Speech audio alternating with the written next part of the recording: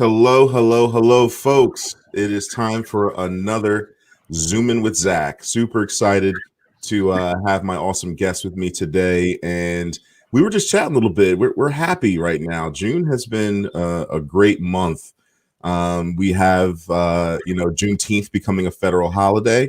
Of course, it's Pride Month and really big news in Pride Month. Carl Nassib, the first NFL player to come out as gay, first active NFL player to come out as gay is huge news that just broke this past week. We have the mask mandate being lifted. I mean, there's just so many great things happening in June. I'm super excited for it. And just my quote of the week, quote of the day from Richard Branson.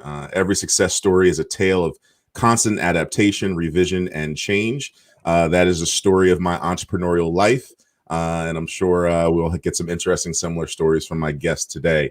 But with that, again, welcome to the show. Please share on whatever platform you're on, and let's get right to it.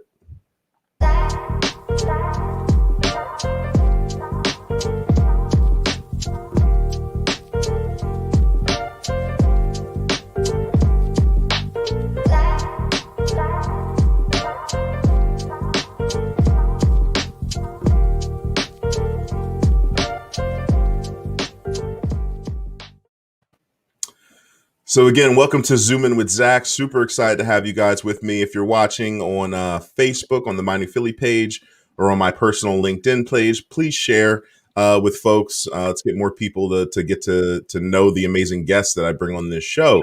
And I'm super excited to have my guest today. We go way back. This is one of the first people I've met and connected with when I started Rebel Hill Consulting. I'm super excited to introduce my good friend, Miss Amanda Dempsey. Amanda, how are you? Hi, I'm so great. Thank you for having me. Of We course. do go so way back. I was just thinking about that when you're talking about starting Rebel Hill. It's been a while, but it feels like it's gone fast. So Indeed. And I don't know if we know exactly which networking event we connected at. I know it was 2015, and I think you were pregnant at the time. And I don't know. Like, I think folks who are usually stand out in a crowd seem to attract each other. I'm yeah, pretty sure I was the only black guy in the crowd. You were the only pregnant woman in the crowd. yeah, We connected, bonded over our minority status in that room. But we kicked off a great relationship between, me being able to tap some of your skill set in the legal space and using you as a lawyer for Rebel Hill. And I know I was trying to do my best to network and find folks that could work with you, that were starting businesses and things like that. So I really appreciate the relationship we've established over the last, 6 years now. yeah. It is crazy. I definitely was pregnant. I never really shied away from being out there on the circuit when I was pregnant, but it's funny because I definitely remember the people I met then because it's a very out there time. But it was great. Yeah, I loved the concept for your business, and I knew that you were a great talent and a great connector just from the minute I met you. So I knew that we would definitely click, and I think our businesses have changed so much, and we've really grown together, and that's been really awesome. So thank you for having me on. I love doing these things with you. That's always a fun convo. You're always picking my brain, making me think, and that's good. When we get to our 3 random questions, there'll be some brain picking then. But I want you to just give folks a little bit of a background about what you do. You're with Kent Franchise Law, so tell us a little bit about that. Yeah, absolutely. So I'm a corporate attorney, and I specialize my practice in the franchise and distribution space. So I represent franchise brands and counsel them regarding really all kinds of different decisions that they make. So um, just a brief kind of, hopefully not too boring background about franchise law. So franchise businesses have many of the same issues that regular non-franchise businesses have, but they are regulated by the FTC. So there's some regulatory things that franchise businesses need to comply with that other businesses don't. So I specialize my practice in that. And then I also counsel them on all of the other business related things that that brands will run into, which is, litigation, employment related matters, intellectual property, and protecting their brand and their system.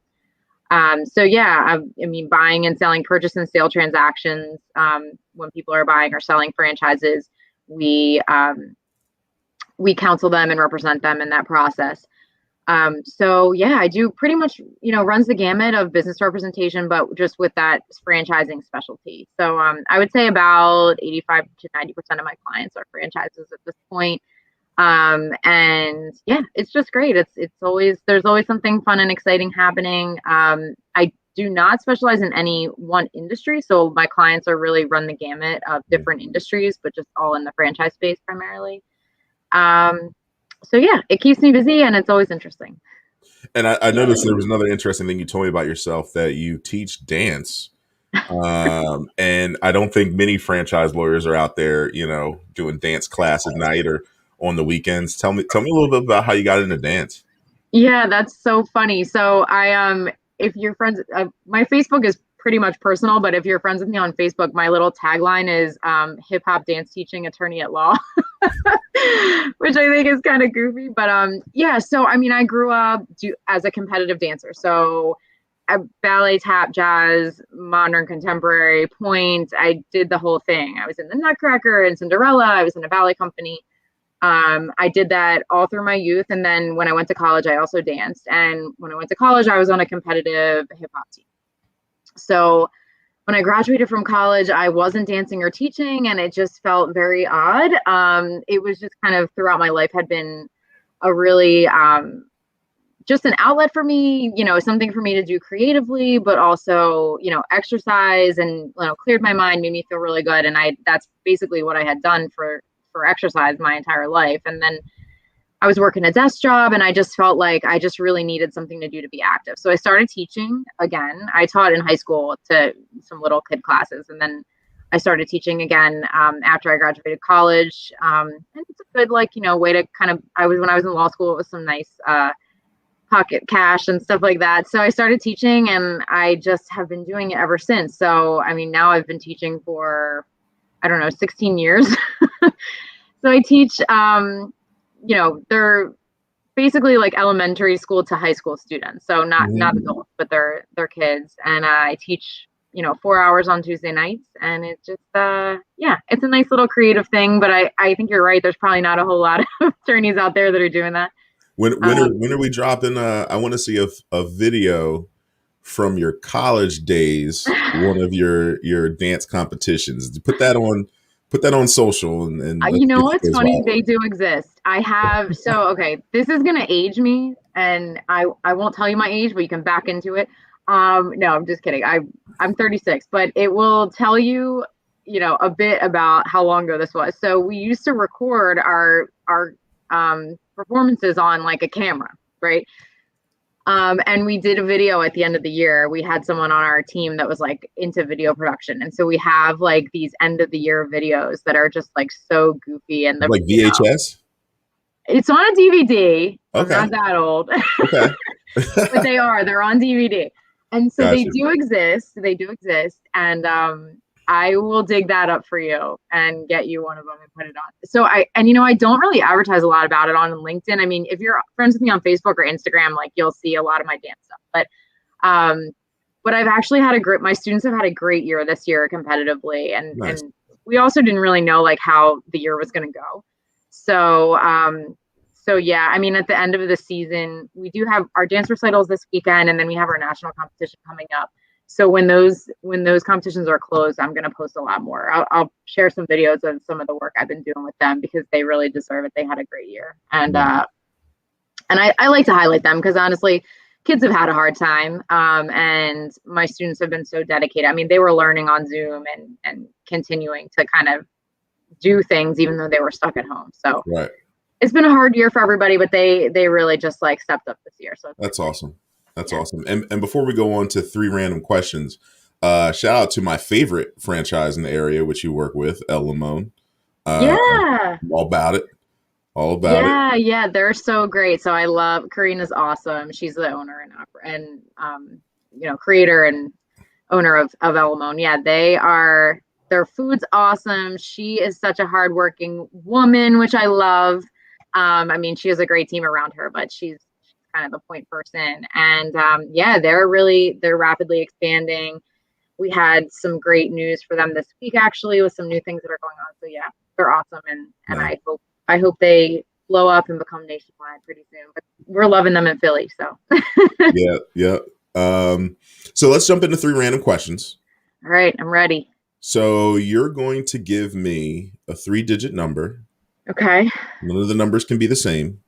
Okay. And I'm going to give you a question that corresponds with that number. So what is your lucky number? All right. I'm going to go with 143. 143. Because it's all love. I like it. I like it. And 1 is a special number in our family right now. Both my kids' birthdays are on the 1st of the month and my anniversary. So we got to go with the 1. I like it. And speaking of love and passion, let's go with this. What is a cause you are passionate about and why? That's a good question. So business related or not? Like work related or just outside? Not work related. Not work related. Mm-hmm. Okay. So I will say I'm very passionate about environmental issues these days. I think, and I was just talking about my kids, but I think being a parent has really shifted me in that way, because I think that the planet that I leave behind is not going to be the same one that it's inherited by our kids, and they might have to clean up some messes for us. So yeah, I've been really passionate about environmental issues and things that we can all do personally to try to contribute to a greener planet and a safer planet for future generations. Certainly there's things that other corporations and large businesses and governments can do probably on a larger scale to make that change. But I've been trying really to kind of reduce consumption personally and make some personal changes to kind of help with that, looking at electric and solar power and things that I can do, because I think definitely I've got these little guys running around, and I want to know what the world's going to look like for them and not just for me, Right. No, that makes perfect sense. Your second number was 4. Yeah. Ooh, this is one of my newer questions that I added to this. I like this one. Oh boy. If you could only listen to one album or artist while you do work, what or who would it be? While I work? Mm-hmm. Which work? Whatever work you want. It could be working at the house. All right, I'll do 2 questions. Okay. So dance work, when I'm working and teaching dance, definitely Missy Elliott. She's my girl. Also, same birthday as my son. We call her Aunt Missy in the house. Nice. But honestly, that will be supported by any of my students that you talk to, because they know that she's my girl. And honestly, anytime she drops literally anything, which is not much these days, it's first on my list. So I have to go with her. But that's too distracting for me when I'm at my work, my lawyer job. And I actually listen to opera sometimes when I'm at, because I'll listen to like Italian opera. So Bocelli obviously is the one that most people know, but it's not very distracting for me because it's in a different language. So I can, basically focus on what I'm typing and what I'm writing and not like sing along. It's hard to listen to music when you're a dance teacher while you're working, because like I get really like my creative brain starts moving, and like the rest of me, it gets distracted. So I would say opera is probably the only thing I can really listen, or classical is what I can listen to while I'm at. That's super interesting. All right. Very different answers, right? Mm-hmm. Missy and classical. I mean, who can go wrong? I try to keep it interesting over here, I like it. Last question. Looking ahead, what's something major you hope to accomplish in the next 2 years? Ooh, that's a tough one. It can also be personally or professionally. Yeah. Okay. Geez. One thing, huh? I don't know. I mean, so I think that one thing that I would like to do, and this is kind of a continuation of what I'm doing, but I think that it's a continuation of something I've been doing. But one thing I really would like to do as a part of my firm and also in the franchise industry is really become more of a female leader in the practice that I work in. So I mean, the legal industry, there's a lot of women. I would say is still probably male dominated at the top. So I would really love to join the leadership ranks in the IFA, which is I'm part of the IFA Women's Commission, or it's the Women's Franchise Committee is what it's actually called. And so I would love to continue to be in a leadership role there, and just become more of an active leader in the franchise space, but also in the law firm world. Because it can be tough to be a working mom and really, contribute. And so I think that's really like a change that we need in our industry. I think we need to hear more diverse voices everywhere generally, but I think, where I work, I in the platforms that I have, I'd like to continue to do that. So I don't know if that's like a real concrete goal, but I think that's really where I see myself going in the next 2 years. That sounds concrete to me. If you see yourself going there, well, it's not like I don't have like president of something or but that's kind of where I see my role going with the firm and also in the industry, hopefully. Gotcha. Well, that was awesome. Thank you for those answers. Thank you for, kind of introducing yourself to my LinkedIn audience. That's kind of the sole purpose of this show, was I wanted to be able to connect folks together during this pandemic. So hopefully folks who are either considering franchising, either have questions about it, I want them to reach out to you. For me, if anyone has any marketing questions or things they want to chat about, you can always reach out to me. My email's right there, info@Rebel Hill Consulting. I've even had some folks reach out about doing these sorts of productions for themselves or for their brand. So please feel free to contact me. And as always, I'm going to let you close the show, Amanda. I'm going to get out of here and you tell folks whatever you want to tell them. All right. Okay. Awesome. Well, thank you everyone for tuning in today and for listening to my very varied interests. I appreciate it, but please do reach out to me if you're interested in franchising. If you have any questions at all, I would love to answer them and just to connect with you and tell you more about the industry. If you want to more passively learn anything about franchising, I am on Clubhouse, and I'm there every Wednesday at 4 p.m. Eastern. We have a room that just talks about different topics in franchising, and you can very easily just ask a question and you'll have lots of people, including myself, that would be willing to answer them. So if that's a little bit more approachable for you, please do reach out to us on Clubhouse. The group is Women in Franchising. It's run by the IFA, International Franchise Association's Women's Franchise Committee, but it's not just for women. We have plenty of men that come on, so please do jump in and ask us any questions that you might have, or reach out to me directly with any questions about franchising, or if you want to talk about competitive dance or anything else. Please do reach out. Thank you so much. And I look forward to hearing from all of you, or just connecting with you on LinkedIn or anywhere. So thanks so much. Bye.